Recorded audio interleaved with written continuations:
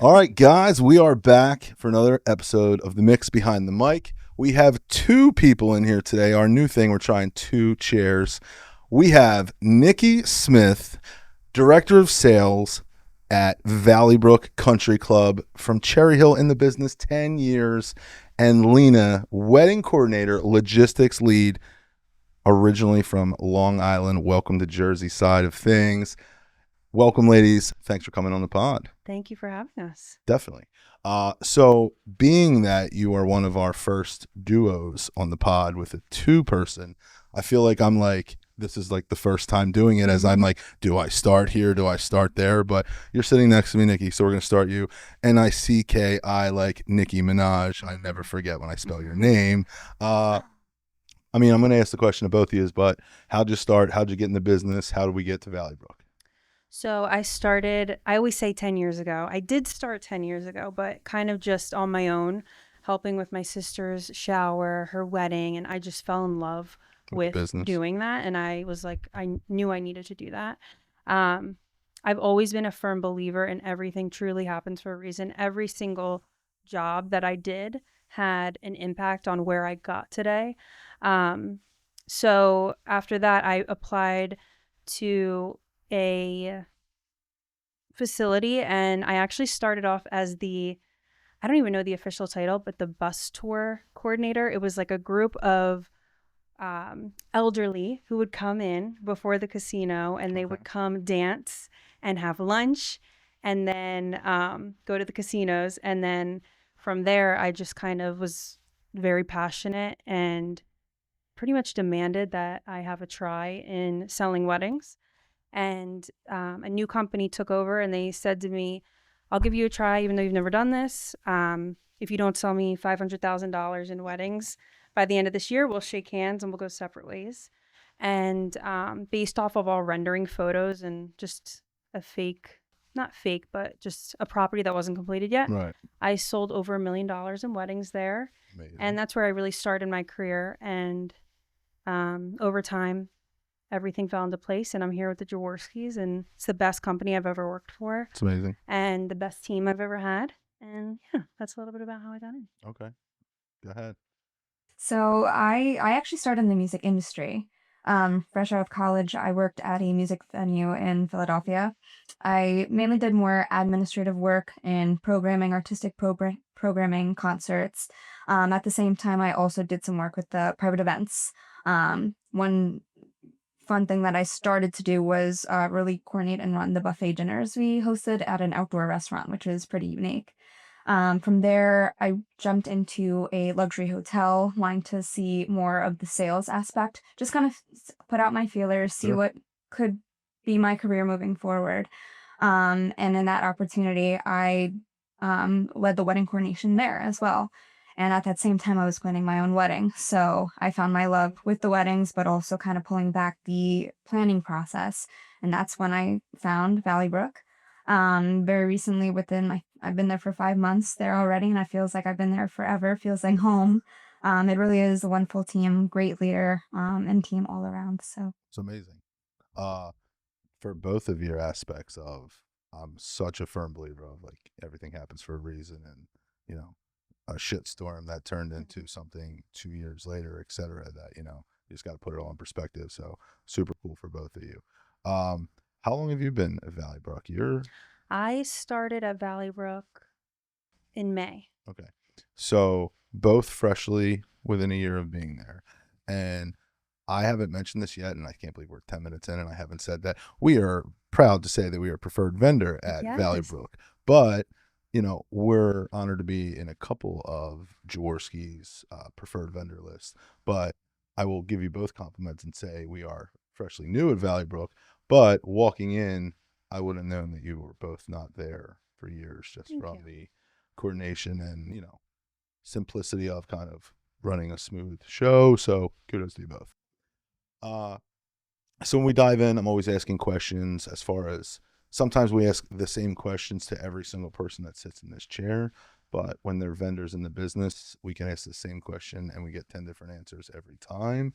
So what are we loving in 25 that we want to talk about? Or I'm always asking, what do brides want to hear, what don't they know, or any insight we can give them. So either one of you, I really got to figure out how I'm gonna like coordinate. But either one of you, I'm gonna Okay. take turns. We're gonna go back and forth actually. We could always just start and then you go. If that would.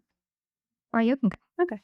So I really like the last dance. It's something every time a couple says they want to do it, I always am like, "Ugh, I wish I did that at my wedding. I think it's so sweet. It's so intimate. And it's one last, like, that was something I was really nervous for, was my first dance. Okay. So everything else I was just very go with the flow, very excited about. But for some reason, I was so worried about my first dance because my husband refused to practice with me. And my DJ cut it down to like a shorter song. Sure. And I actually wished it was longer. So getting to do that at the end of the night again as like one last memory, remembering what the day was about with the person that, you're going to spend the rest of your life with. I think it's so sweet. Okay. So where did you actually get married? So I got married at Renault Winery. Okay. Jersey, been there multiple times. Yeah. As far as from your wedding day in the planning process, and this is going to be a question for both of you, being in the business 8 to 10 years, what did you do differently for your wedding, knowing being in the business, or something that, like I said, the whole point of this pod is, what are we not talking about enough? Or what can you take away from your own experiences from your own weddings that maybe every other bride didn't know going into? So I'm not a great example just because I actually got pregnant during my planning. Okay. And when I was pregnant, I didn't care about anything. I'm a very type B person. Lena's my type A, so we're a perfect duo. Yang over here, okay. Yin and yang, literally. So I like didn't care about anything for my planning. Because I knew everything was going to work out. Because as long as you have the right professionals in the correct places, then everything does always come together, and it did. So where I give a lot of attention to like my friends when they're getting married or the clients that are getting married and helping them plan, design, I like fully just trusted the process with mine. And this is why I am glad that both of you came on, because I can already tell that she's going to give us She's like twitching. Example. The book screams it right here. Okay. So not to call you out, but yes, like as soon as I saw that, I'm like, opposites. I love this. Okay. Neurotic. I love it. So I will say, I got married at Penryn Estate, the mansion in Ben Salem, PA. Lovely, beautiful venue. Preferred. Yes. My thing is, and just to be broad, is in this industry, to trust your vendors would be my biggest thing. Because it's being in the industry, we do this every weekend. Sure. So, and in my hindsight, the vendors have the best insight for their clients. Yeah. It's the biggest day of these couples' lives, and they truly want the best for you. So in my planning process, I really just trusted my point of contact at the venue. And one other helpful tip that I would encourage for every bride and couple getting married at their venue is, especially with their communication with their vendors, I've noticed lots of times communication can just get lost. And sure.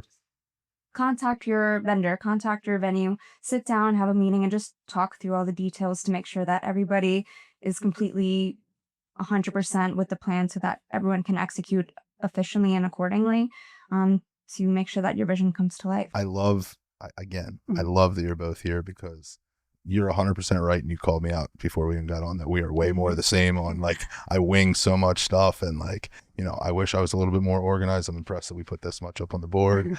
But I have multiple questions, and let's see if my ADHD can like keep them all intact. And like, I kind of wish I wrote a book or like had a book. I know. But my questions, and we can shout out, we don't have to, for both of you. Did we use vendors on the preferred vendor list for DJ photo and or video, or you're in the business, you knew people and brought your own in? I used a mix. Some I did, some I didn't. And I think that's perfectly okay. Sure. I mean, I will say for entertainment, the DJ, we did go off their list because we personally wanted someone who really knew the venue. Exactly.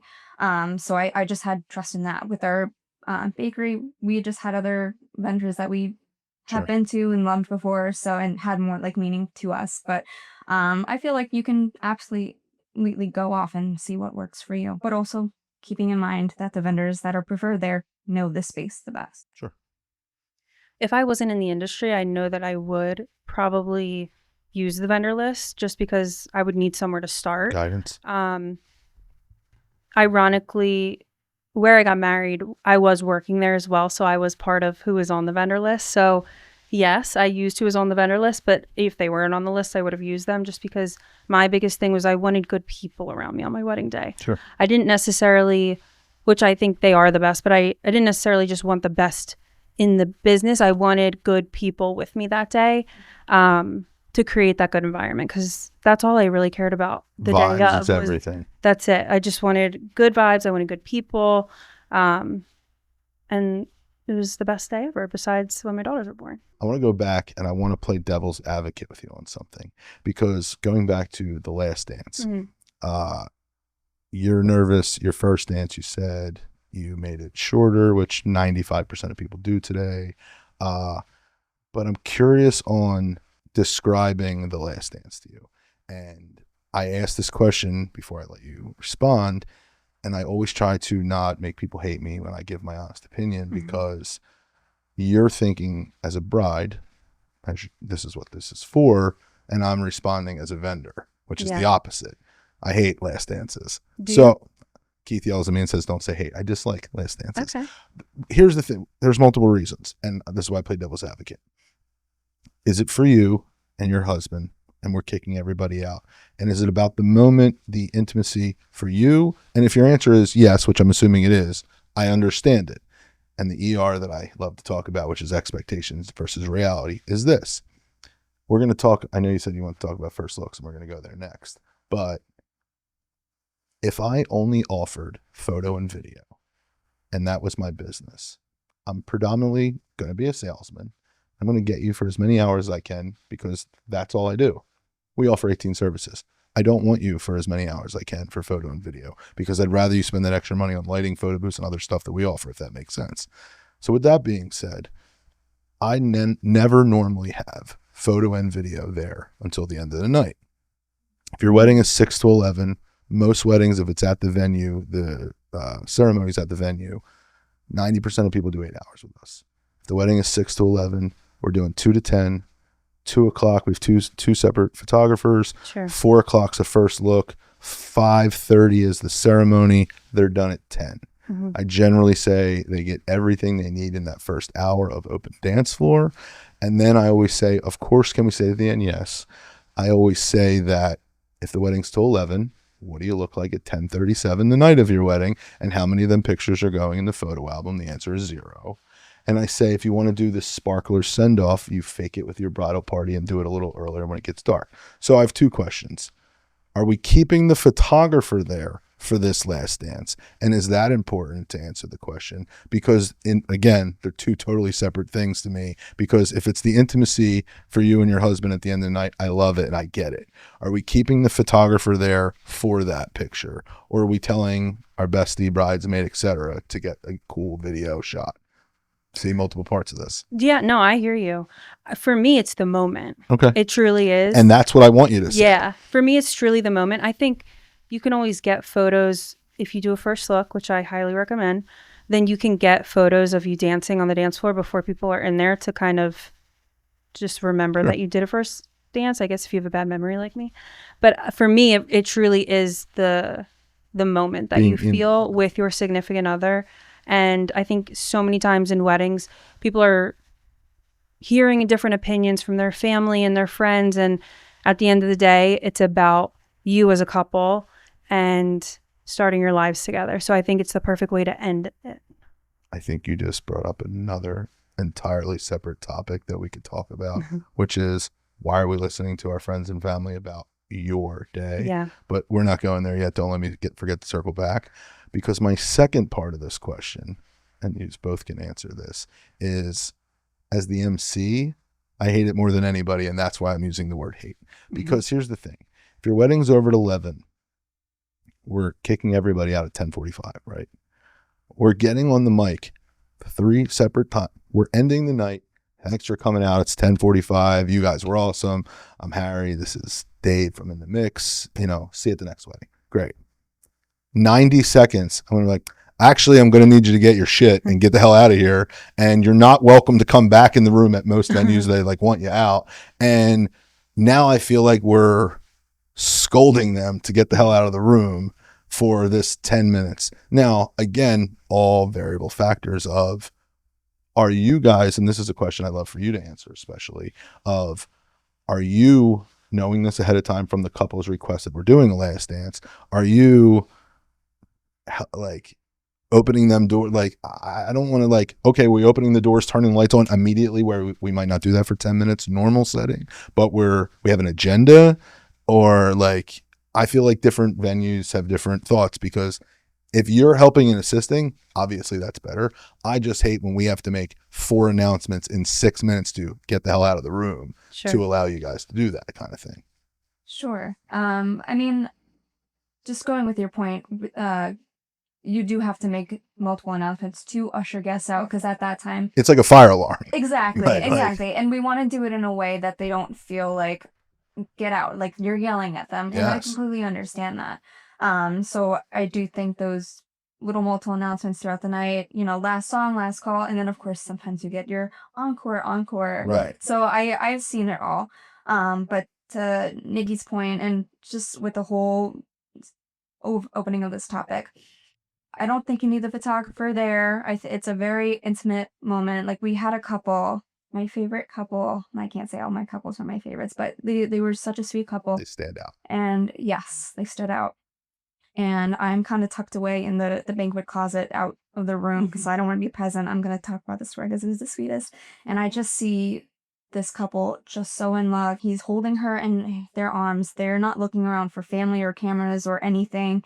They just were looking at each other, and they were just so in love. And that's what that night was about. That's what all those months, that's what booking with the client was about, and me planning with the client was all about, was for that moment.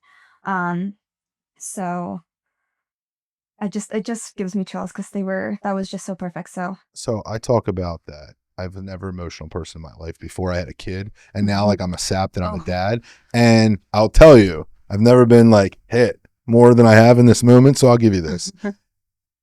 And whether you guys want to be super blunt or not today, I'm going to be. I can confidently say, and I'm going to get called out for this one, maybe we cut this, and I say, if you listen to our pods, I say that we're going to cut things and I leave it in, but I think 50% of weddings that I personally do, and I'm friends with all these people on social media, and I'm going to call them all out. I don't care. We're not going to talk about like what the percentage rate is and any of that stuff, but there's weddings I do where I'm just like, damn, they are so in love. There's other weddings where I'm like, damn, they're best friends. And there's other weddings we do where we're like, why are these people getting married? So like, it's all of them. So the real ones, for this example you're talking about, it's amazing. I hate the people that want to do that for the gram, if you will. Yeah. Like, be in that moment. Yeah. Someone is taking something, like, you know what I mean? And like, there's too much. Maybe that's also why I feel like I dislike it more, because and I'm not comparing, you know, situations. Sure. The story you painted the picture of, I'm there and I'm like all in deep. This is awesome. And like, when you first brought up, I like Last Dances, I thought of everything I disliked about it because of the vendor aspect of it. I really think if it is something they do, I definitely think having the venue be super involved in helping the DJ and or band is massive, because as the vendor, I think I'm so against it, because I feel like we look rude that we're just shoving them out of the place. Yeah. And it's not on anybody else but us. Mm-hmm. So I never thought about your perspective. Yeah. And that's why I love this stuff, because there is different perspectives. Yeah. And the concept of it is great. But I'll also flip it and say one more devil's advocate of it. In hindsight, and again, this is where I feel like I have a final call a month before. You don't know your vibe of how you feel end of night. Are you just over it, exhausted, want to get the hell out of there? You know, is there an after party? There's so much involved. I also think, did you have maybe a lot going on? And listen, I try to prep our brides to get your ass on that dance floor for that last hour, and there's no exceptions, and just be out there. But Was there so much stuff going on that they got out there a little late for whatever reason, and they're vibing with everybody, and their wedding's over at 11, and now it's 11:40? Are you ready for that last? Is expectations versus reality? It's going to be different for every single couple. At 11:40, if 10 brides said they're ending, or excuse me, 10:40, 10:40, it's over at 11. 10 brides at 10 weddings say, we're going to stop at 10:40, or last song's 10:40, it's over at 11:45, we're going to do a last dance. I think 4 of them say ride the wave until it's over in the moment. Yeah. So I think it's just everyone's different. But the 10 of 10 of your story, I'm all in, and I want that, and I love that. I just feel like I love that you said you get the perspective from our side of it of it's just, it's different for everyone. I guess we do. So talk first looks. I feel like it's definitely been brought up. We've definitely, if people listen to all our pods, they know how I feel about it. But like, I'm engaged. I always said I'm not for a lot of the traditional stuff today, but it's something I always still thought I'd be a stickler about. Mm-hmm. There's no shot I do it at this point because The of first look? like, no. Oh. I always wanted to wait. I never wanted to do a first look. This is a couple years ago. I've been engaged for a couple years. But it's one of them things where there's so many pros and one con of the wait, if you will. Yeah. But what are your thoughts? Tell me about it. I know you said let's talk first looks. Yeah, so for my wedding, we did a first Okay, look. that was going to be my first question. I originally didn't want to because I wanted to be more on the traditional aspect of it. But with speaking with my photographer, it was best to get those pictures, and this is from a pictorial aspect, get those pictures done out of the way, family photos, so that you can enjoy a little bit more of the rest of the evening. And I do want to say, like, lots of times I think brides feel like, oh, I don't want to do the first look because it's going to take away from that moment. I promise you it does not take away from that moment. My husband still cried. I love it. She's proud to say. It's just, I mean, yes, we saw each other. I think that helped us just get nerves out of the way. How many guests you have? How many guests? About 140. And you were in front of maybe 8 instead of 140 if it was the photographers and or maybe a bridesmaid or a mom and Exactly, like, just about that much. right. It was a beautiful moment. Again, we got those fun little candid portraits, but we didn't even see the camera at that point. It was just like, I see you, see me. It's been a whole morning. All this planning came to this. And then when ceremony started, obviously you get some jitters again, but I just, because that's going to be now my husband, but that's going to be my future husband, and we're doing this, and now this is the real thing. And once those doors open, we were both floodworks. I love it. I think the intimate part of it is a million times, I probably said that wrong, but it's a million times more intimate with a first look than it is with everybody. You know, in 2025, it's still not cool for men to cry for whatever reason. But like, if there is any nerves on the guy side of aspect of things, I also feel like they can be waterworks, or they're a lot more open to being emotional, not in front of 140 people, if you will. Yeah. So I think that's a thing. We also do officiants, and I always say, like, you know, are we doing our own vows? Are we repeating after me? Do we do our own vows? We did both. Okay. Because it's another point of what you would say to each other on your wedding day in private is not going to be the same thing you'd say in front of 140 people. So as far as that aspect of things, I also like when people kind of do their vows at the first look and not in front of all their guests. Yeah. I think that's a big perk of it too. There's so many perks of it.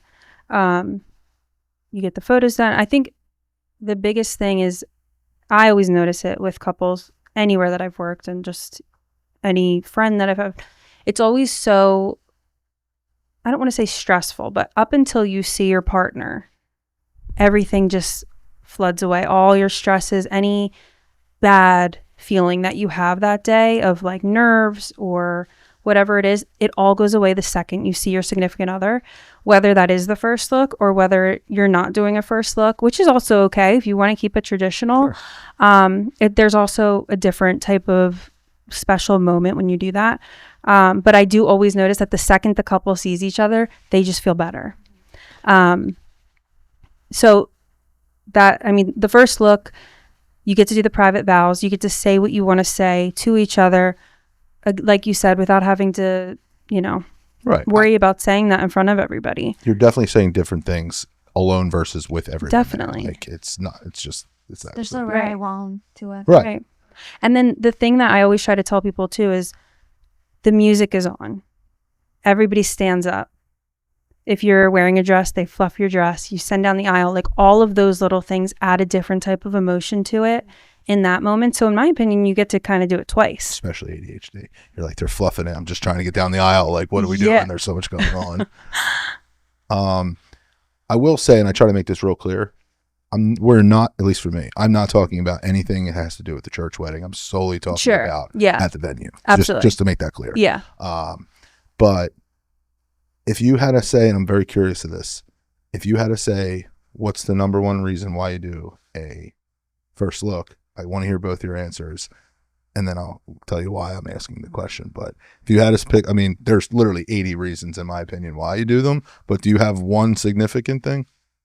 For me, the most important things in life are feelings and memories. And for me, like I said, if you feel better the second you see your partner, you get to spend more time with them on your wedding day. Your wedding day is only one day. For me, it's that part. It's being able to spend that time together and get all that done together before the wedding rather than waiting anxiously to see each other. That would be my number one reason, I would say. How about you? I would pretty much say the same thing. I would just want to be with my partner before everybody else is exposed to us, I guess I can say. When I do consults, I say there's a million reasons. People always give you their opinions. I say most people will say that you get to be with each other 2 more hours on your wedding day. That's a good enough reason alone, and we can start there. The second reason people will usually say is that you're paying for this food and you want to be at your cocktail hour, which, again, I can make sense. Another part is that if there's any delay, you have time to make stuff up, and it's less stressful in the getting pictures done and not rushing things, which are all great points of why to do it. And I tell people none of them are what I think is the most important reason why we do a first look. Now, I love how deep you're getting me today with your like intimate aspect of things. And there is so many, again, what we already talked about with reading the vows and stuff, but none of that is why I think it's so important. And I stress, and this is what people don't talk about enough, is getting your hellos and thank yous out of the way during cocktail hour is everything. Yeah. And going first dance, intros, first dance, parent dance, speeches, all the hard shit is over. You are done. If you didn't do a first look and you were not at your cocktail hour, now you're taking another 45 minutes to go say hello and thank you to everybody, and you lose another hour at your wedding. And I think that is the top of the list of everyone says it's over in a flash. You don't get enough time, and missing your cocktail hour, and all these people that went to the ceremony, went to cocktail hour, sitting through the formalities, they've been there for 3 hours and haven't said hi to you yet. And now Aunt Karen cannot not get out of her seat as you just got your plate to eat dinner. And I get it, because she's been there for 3 hours and hasn't talked to you. So that's hands down. And again, people don't talk about that enough. Everything you guys said, I 100% agree with, but the hellos and thank yous are so important. Take the music into this real quick. If we're appeasing mom, grandma, Aunt Carol, if you will, you are saying so many hellos and thank yous at cocktail hour that you hear nothing. Play whatever they want at cocktail hour, if you will, to appease, because you have so much going on, hugs of talking. So that's just my, thoughts of, it's so important to be present at your wedding, and being at that cocktail is everything. Absolutely. So let's get a plug. Valleybrook, what do we love? I mean, I like you already said, like, you're a knit, close family, and I definitely felt that when I was at the last wedding. I wish I was clutch and remembered their name off the top of my head at the last one we did together. But these are both somewhat newer at the venue, which I love just to hear, your experience of what excites you about being there, and, what you guys can offer to couples. Yeah, I mean, from behind the scenes standpoint, the company, they're very open-minded to kind of just hearing where we come from and new ideas, which I just really value that. I think anybody can, we all have a chance to learn, we've all been doing this for so long, but I just think there's so much value in the Jaworskis have been, around for such a long time. And the fact that they're still open-minded and welcoming us in and hearing us out is something that it's just really nice to feel heard and to collaborate and progress. It's exciting. Something really fun that we offer at Valleybrook specifically that I don't think I've personally seen anywhere else is during cocktail hour, we have driving bays where we put out clubs, we put out balls, and the guests can actually hit during cocktail hour, which is really fun. For me, I think I'm like one of the rare people that I hate cocktail hour. When I go to a wedding, I'm like, I want to go dance. So I get, and it might be my ADHD, but I get antsy. And so having something to do, it's kind of like Topgolf. Anybody can do it. It's super fun. It's always such a big hit. And that's something really unique that we have. So just to piggyback off of that, I always notice that your cocktail hour is both indoor and outdoor. Yeah. And I always see them serving hors d'oeuvres and stuff outdoor, but I don't think I ever actually went outside to realize that that's something you guys do, and it's something super cool and different. You just said something else that, again, it's been a hot topic we talked about, but I just want to hear perspectives of cocktail hour food, which, let me rephrase. I don't understand that. I realize that we have a much larger audience than I thought, which I love everybody that listens to this pod around the country, if you will. But I said something a couple weeks ago that I'm like, I think we need to get rid of dinner at weddings and just go hardcore high-end apps for the first hour and a half, and it's just a party. And this new Gen Z, as we get into more weddings, are less formal, let's party, and I'm here for it. Yeah. But I'm just curious on different people's perspectives. Now, you can filter your answers, if you will, because you work at a venue, and I don't know how that changes money and pricing of stuff for the dinner aspect of things. But if people want to not have sit-down dinners and go hard on the apps and then it's a party, I want thoughts and opinions on either one of you's feelings about it. Have you seen it? I have seen it, and I agree with you. I would call it a cocktail style reception. Okay. I would call it relaxed luxury. I love it. So it's so funny because my husband, he does the complete opposite of what I do for work. He's a welder. He Not in the business. So he had a holiday party, and I was like, I didn't have high expectations. But we went, and it was a cocktail style reception. It was one of the funnest parties I've ever went to. They had lounge furniture. And that's what I want too. Yeah. Lounge furniture. I mean, people still need to be fed. So definitely still having food. I don't think there needs to be chafing dishes. I think we can do it in a way that feels a little bit more luxurious to go with the type of event that you're having. But the past hors d'oeuvres, they had a magician walking around. Like, it was just very go with the flow. It wasn't set to a specific timeline, and it was the most fun party I've ever been to. I mentioned that we have a broad audience, and we post these clips on TikTok and Instagram. And like, when I posted clips about this conversation, we got flooded with comments from people specifically in New Orleans that were saying, my husband's there right now. This is the norm. If they don't do dinner in the South, it's just a party, buttered hors d'oeuvres to party. And I'm like, and I always thought, like, maybe I'm just cocky, that like the Northeast of the country was like branded the best of the Philly, Jersey, New York vibes, and here I'm like, we're in the Stone Age. Like, we're still sitting down having formal dinners every weekend. Louisiana's like we've been doing right. Like, that's literally what people are saying. Like, in the like Louisiana area in the South, that like that's a thing, and I'm just like, I'm here for it. Now, on your end of the, I don't know how that switches things for the money aspect of things. So believe it or not, I think people always think that that's a cheaper option, but it's actually not. So I had someone come on, same title as you, that they were like, I always thought buffets were cheaper, and apparently they're not, because they don't know how much food, you have to prep. So that makes total sense. I think people, again, in the comments, commented that it seems like it's not as fancy, not as formal because there is no sit down dinner. And I'm very rarely a guest at weddings. And this bright idea that I thought I had, that's apparently still a huge thing around the country, is I got so excited to be a guest, and me going and having a couple drinks, and I'm not a big drinker, but me having a red steak and then thinking I'm going to go dance and I'm full Yeah. and now I don't want to drink. And I'm like, why are we doing all this? And that's where this whole kind of thing came from. But I just think I just hope this is a trend that starts coming up in this northeast of the country, if you will, because I'm here for it and people want to party.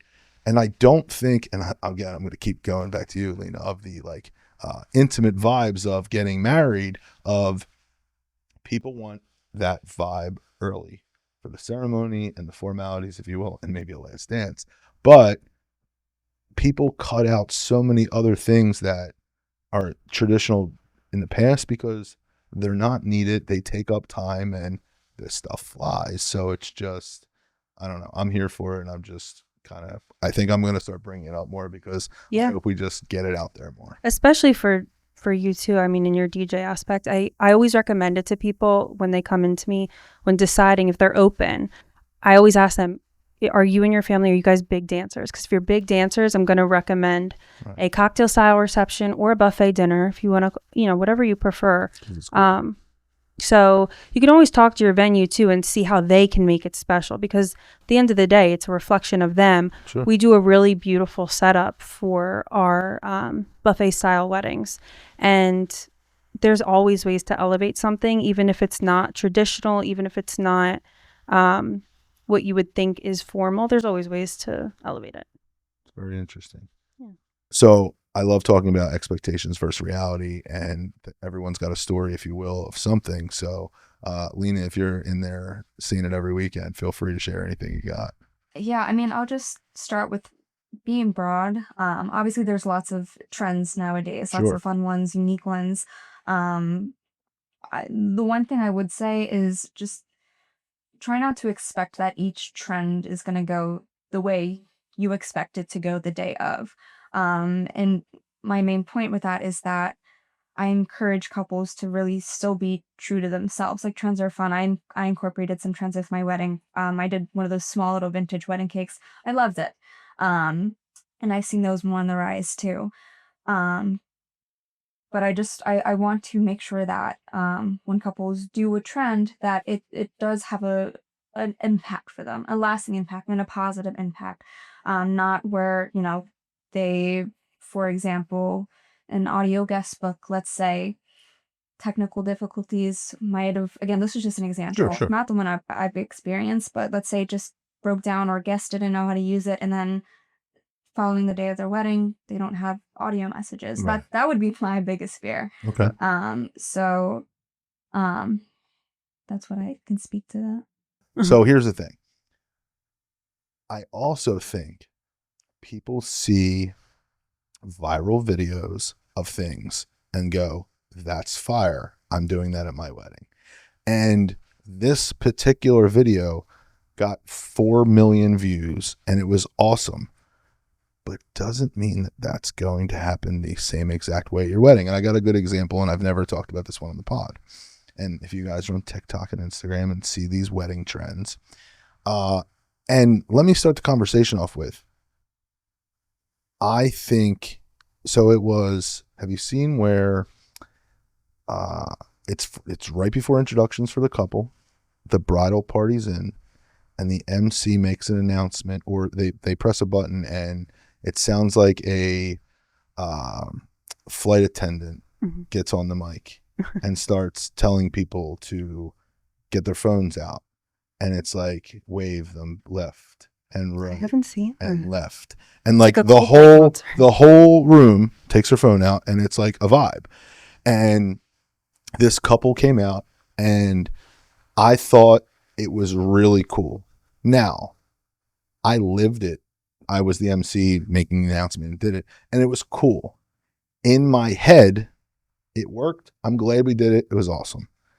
But the video that they showed me, I don't know if it was a professional videographer. It was planned out. They had different views. In my head, the couple loved it. Great. But were they not as, did they build it up like it was going to be so crazy like that video? And again, this is a good example because most of them are bad reality stories, if you will. And this is just a perfect one that kind of worked. It was a trendy thing. But, you know, the video, everyone went insane. It was an awesome younger crowd. Are you doing this in your late 30s as a couple and your guests are 40s and 50s where they don't care to pull their phones out and like only half the people did it? And like there's different things where this is going back to what you said of you can't expect every trend that you see that's just going to be as perfect at your wedding. And most importantly, you can't let it alter your mood and vibe if said thing didn't go off as perfect as you thought it was in the video you watched, kind of thing. So I think Can we talk about some of the cool intros you've seen? Because I feel like when I was planning my wedding, that was something tricky for me. And whenever I'm in a wedding, which I'm going to be in my 8th wedding, my final one, I'm not accepting any others. But why do we got to meet this year, guys? Why couldn't I get these weddings and all 8 of them? And so go ahead. Intros, I've seen some pretty cool ones this year that I want to talk about. Let's go. This is my favorite thing ever. Like, I think both of these were from the same wedding. The groomsman did the tush push. I mean, what better place to do that to? You're at Ron Jaworski's golf course. They did the tush push. Another thing that could have went wrong. Recent. That was recent. Shout out to DJ Dave Gordon who did that wedding because I saw that video. Yeah, I'm glad you remembered.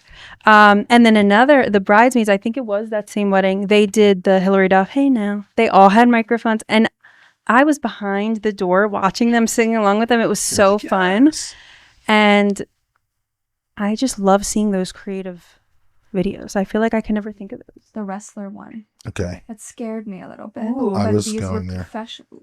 They were professionals. Okay. So it's the groomsmen. They were going in for their introductions. And one of them jokingly just kind of mentioned, like, these guys are professionals. And I laughed thinking, oh, I'm sure you guys are. Sure. He's like, no, they are. I was like, oh, goodness. So we open the doors and they go in and I'm just kind of like peeking through the cracks and this guy's just on the floor I hope nobody gets hurt. Right. That was, I'd never seen anything like that before. That got the crowd rolling up. I love the intros. When I think of crazy things, wrestlers are definitely at the top because it's generally more fun for us because they want us to announce it like it's a WWF. That's true. Yeah. So it makes our job fun. But like one wedding in particular, it was at Chess Cafe a couple years ago. My buddy Ryan Brennan was the groom. His one boy had like, and I'm not a wrestling guy, but like gold something. But like he came out like full blown costume and like in character where like he was just like everyone's like laughing and clapping and he's like no emotion, like just walking in, and it was just like, again, something that sticks out. But to your point, I feel like if someone called me tomorrow and said, hey, you want to be in my wedding, and like I'm thinking intros and I've seen this 1,000 times, I have no idea what I'm doing. None. Like no clue. I've seen so many different things. I also think there's different, like you mentioned Hillary Duff and the headsets. Props are fun. So, you know, if it's something simple of, I love when they blow up their heads. I love when they blow up their heads as like 14-year-olds and they got like brace face and the whole nine. I like when people, again, it all depends on the room of they're coming in. Your venue could do this where they got like 4-wheelers that they come in on their little like trikes or something. And it's like meant for like, you know, a 6-year-old and like a grown man's coming in on it that barely still goes. But this is something maybe we don't talk about enough. We've talked about, you know, I love that people aren't doing like Steve Smith and, you know, Janice McBride in 10 times. And I'm so glad we're just doing, you know, bridal parties as a whole or just the guys and girls. I'm all for that. But planning out what you're doing, whether it's the girls, the guys, I've also loved saying now that I always make the guys go first in this new trend, because the girls usually bring it way more than the guys do. You gotta And I end on a hate good to have note. the girls come out fired up and then the guys are like, what's up? And they just Yeah. walk out like they're cool. And I'm like, you guys suck. Yeah. Like, so, but like, to stress it more to couples listening to this, be on your bridal party. The intros are, as an MC, are my favorite part of the wedding. They set the tone, energy, and vibe of the night. And I will say this firmly. I say my introduction. I always say before we open these doors, are you guys ready to get wild, ready to get crazy? I know right there the success of the whole night. And I mean this 99 out of 100. I know if the wedding's going to be a banger in that moment before we even eat dinner, they're either, sometimes I got to say it twice, and sometimes they're raging, ready to go, and I can't wait. Because they're probably, if not too, they're probably in their head like, what are we going to do? Yeah. And I feel like that is something that's underplanned, that I need to plan more when I'm in weddings, because I never really deliver. How soon is the wedding? I have one in January and then I have one in June. So do you know if they're individuals or groups? I don't. Because that's the massive difference. Because here's another thing. There's only so many things you can do with the guy that you don't even know. Yeah. That you're going to It's like plan the fishing something versus you went on a bachelorette with these girls. Yeah. And you can be hammered down the shore planning what you're doing. Right. Like what you're doing. Like, yeah. So I definitely feel like 2026 emphasis of start planting them seeds earlier of what are we doing for them intros, because it's such a hype moment of the night to start the vibe, energy, and party. And you're right. It's just so much, get them blow up pink pony clubs coming out and doing these things. Like, I'm all for it. And it's something not talked about enough. It's great. Yeah. It's a great topic. I like Just don't do confetti. Yeah. I don't want you guys losing your shit to clean that stuff up before the first dance, right? And I'm like, Bueller, like, all right, trying to be as slow as I possibly can to give you guys 30 more seconds to clear this shit off the floor so they can have their first dance without that stuff all over the place. We'll just do a stomp like present. Actually, that should be a good one. No confetti. I even hate for your sake, the money guns where they're fake $100 bills all over the place. And again, we're 30 seconds away from doing the first dance. Like, none of that shit. So they're all great topics and points. So, I mean, I brought this up before, but let's talk about, like, how do we feel about surprises at weddings and how do they fit into things?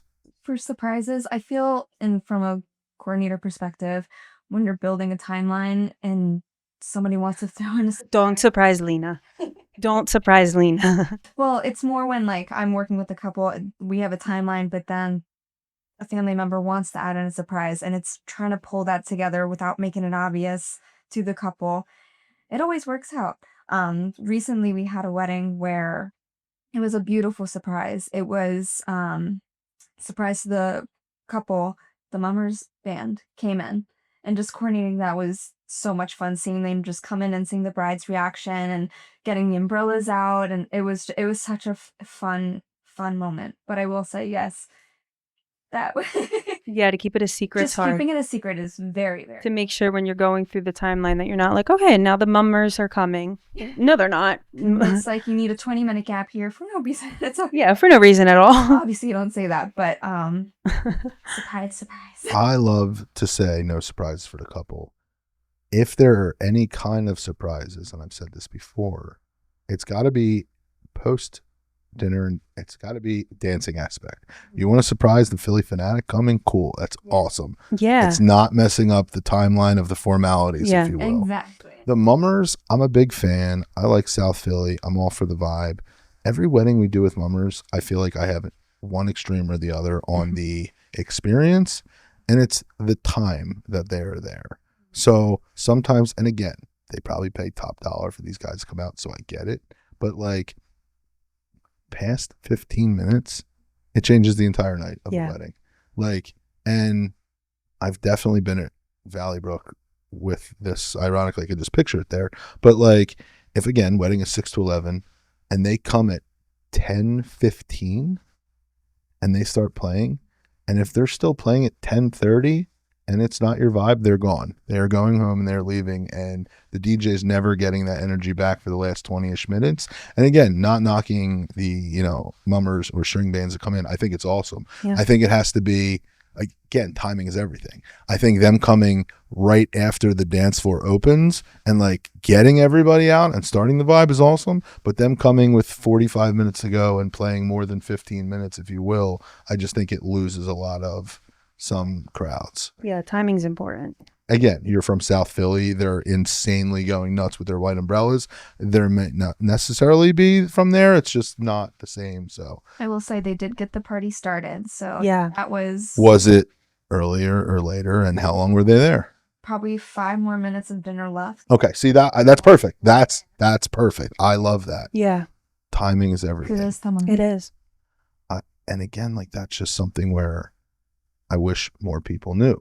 Like, for the last time, I promise I won't say expectations versus reality again today, but like simply knowing if you're adding something to a wedding, can it be done during the early formality aspect versus later, because they're two totally different conversations. And part B is there's a time for everything, because like I said, when your suggestion, it crushes, but if they come later, I've seen the opposite effect of it too. Right.